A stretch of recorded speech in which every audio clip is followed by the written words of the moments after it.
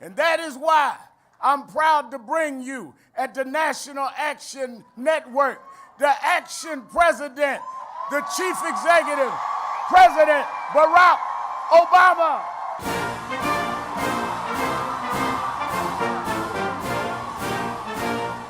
Thank you.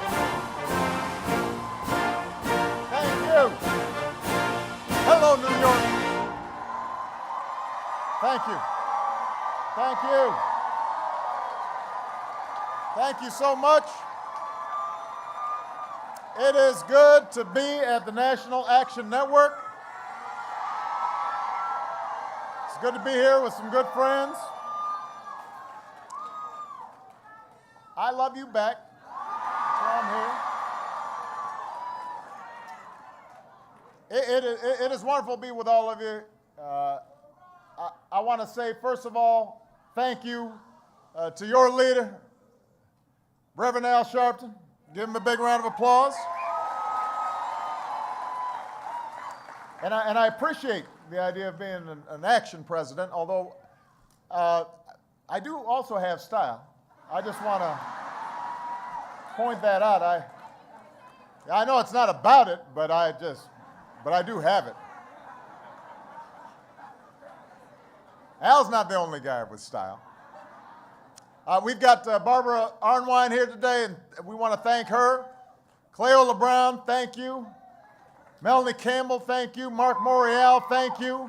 We've got members of Congress, state and local officials from New York. And of course, we've got all of you. So thanks to all of you for such a wonderful welcome.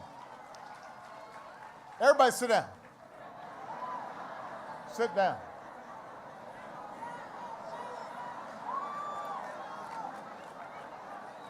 Al doesn't know how to get back to his seat.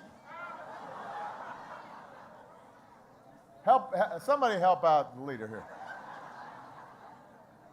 But don't make him jump over it. Okay, they're going to explain it. There we go. All right, you're going to be all right.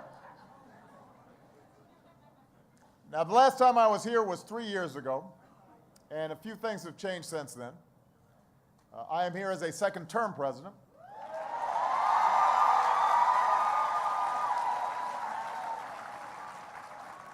I have more gray hair. It's all right.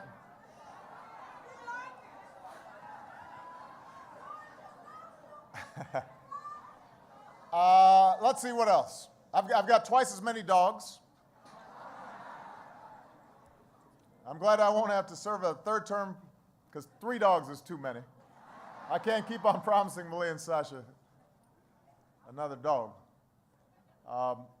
Of course, one thing that has not changed is your commitment to the cause of civil rights for everybody, an opportunity for all people.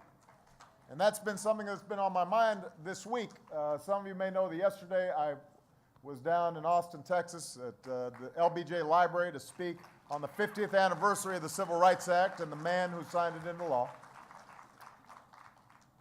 And standing there, I thought of all the Americans, known and unknown, who made it possible for me to stand in that spot, who marched and organized and sat in and stood up for jobs and for justice.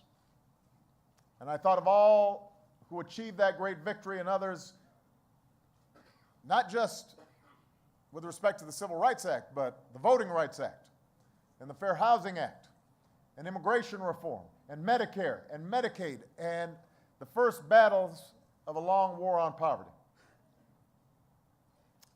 And over the past 5 years, in the wake of the worst economic crisis of our lifetimes, we've won some victories too.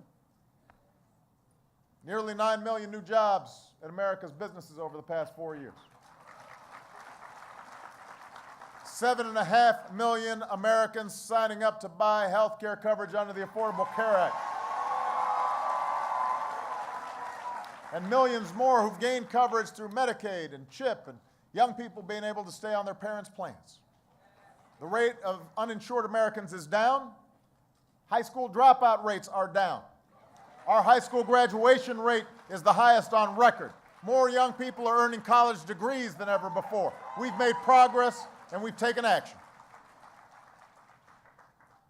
But we also know our work is unfinished. Too many Americans working harder than ever just to get by. Too many Americans who aren't working at all. So we know we have to do more to restore America's promise of opportunity for all people, particularly for communities hardest hit by the recession, particularly for those who struggled since long before the recession. Not only African Americans and Latinos, but Americans trapped across the country in pockets of poverty, inner city, suburban, rural. And we know what opportunity means. Opportunity means more good jobs that pay good wages. Opportunity means training folks for those jobs. Opportunity means changing the odds for all of our children through pre-K, something Mayor de Blasio's fighting for here in New York City. And opportunity means affordable higher education for all who are willing to work for it. Opportunity means answering the call to be my brother's keeper and helping more boys and young men of color stay on track and reach their full potential. Before I came out, I was in a photo line, saw my good friend Freddie Haynes, a great pastor from the great state of Texas, and he told me this summer they're going to hire 100 young men, pay them $10.10 an hour, maybe $10.50. As a consequence of this call. And the point is that my brother's keeper, that's not just something I do, that's not just something the government does, that's something everybody can participate in. Because we know these young men need support. Opportunity means making the minimum wage a wage you can live on. It means equal pay for equal work. It means overtime pay for workers who've earned it.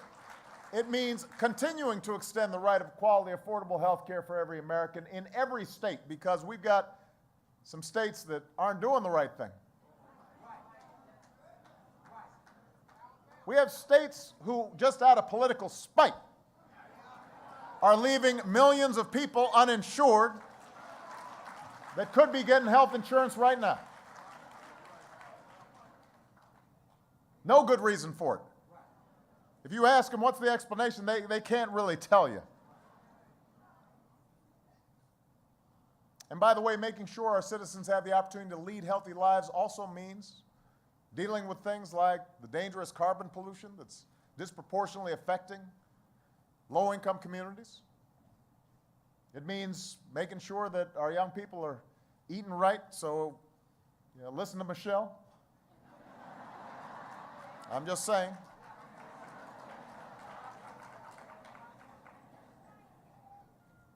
So we know we've got more work to do to bridge the gap between our founding ideals and the realities of our time. And the question then becomes, well, how do we actually make these changes?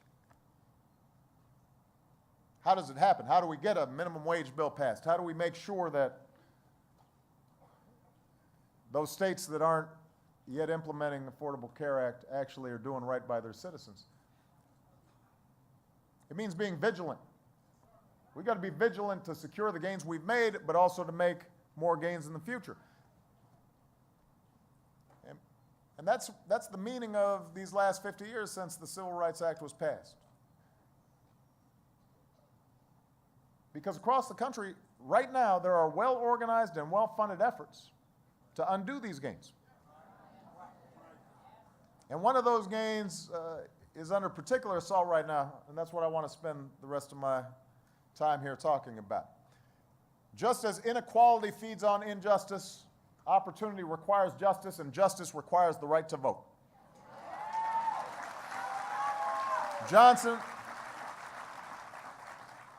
President Johnson, right after he signed the Civil Rights Act into law, told his advisors, some of whom were telling him, well, all right, just wait. You've done a big thing now. Let's let the dust settle. Don't stir folks up. He said, no, I can't wait. We've got to press forward and pass the Voting Rights Act. Johnson said, about this, there can be and should be no argument. Every American citizen must have an equal right to vote. Voting is a time when we all have an equal say. Black or white, rich or poor, man or woman. Doesn't matter. In the eyes of the law and in the eyes of our democracy, we're all supposed to have that equal right to cast our ballot to help determine the direction of our society. The principle of one person, one vote is the single greatest tool we have to redress an unjust status quo. You would think there would not be an argument about this anymore. But the stark, simple truth is this: the right to vote is threatened today in a way that it has not been since the Voting Rights Act became law nearly 5 decades ago. Across the country, Republicans have led efforts to pass laws making it harder, not easier, for people to vote. In some places, women could be turned away from the polls just because they're registered under their maiden name, but their driver's license has their married name. Senior citizens who've been voting for decades may suddenly be told they can no longer vote until they can come up with the right ID. In other places, folks may learn that without a document like a passport or a birth certificate, they can't register. About 60% of Americans don't have a passport. Just because you don't have the money to travel abroad doesn't mean you shouldn't be able to vote here at home.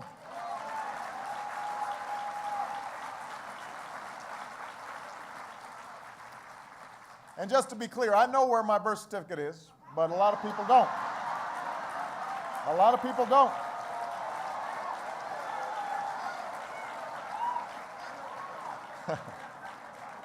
I think it's still up on a website somewhere.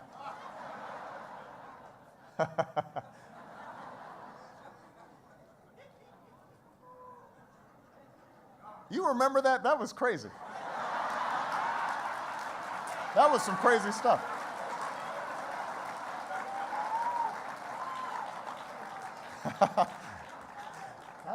I hadn't thought about that in a while.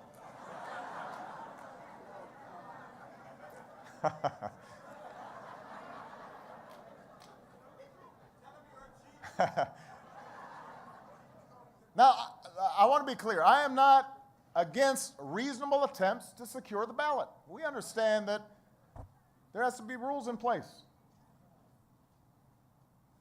But I am against requiring an ID that millions of Americans don't have. That shouldn't suddenly prevent you from exercising your right to vote. The first words put to paper in our American story tell us that all of us are created equal. And we understand that it took a long time to make sure that those words meant something. But 50 years ago, we put laws in place because of enormous struggles to vindicate that idea, to make our democracy truly mean something. And that makes it wrong to pass laws that make it harder for any eligible citizen to vote, especially because every citizen doesn't just have the right to vote, they have a responsibility to vote.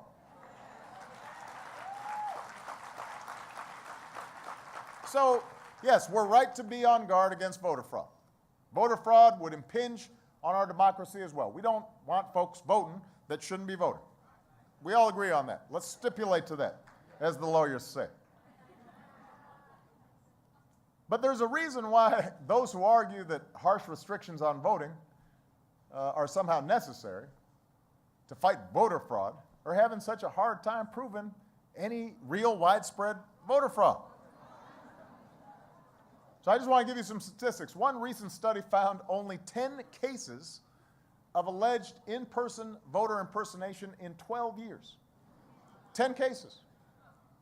Another analysis found that out of 197 million votes cast for federal elections between 2002 and 2005, only 40 voters out of 197 million were indicted for fraud.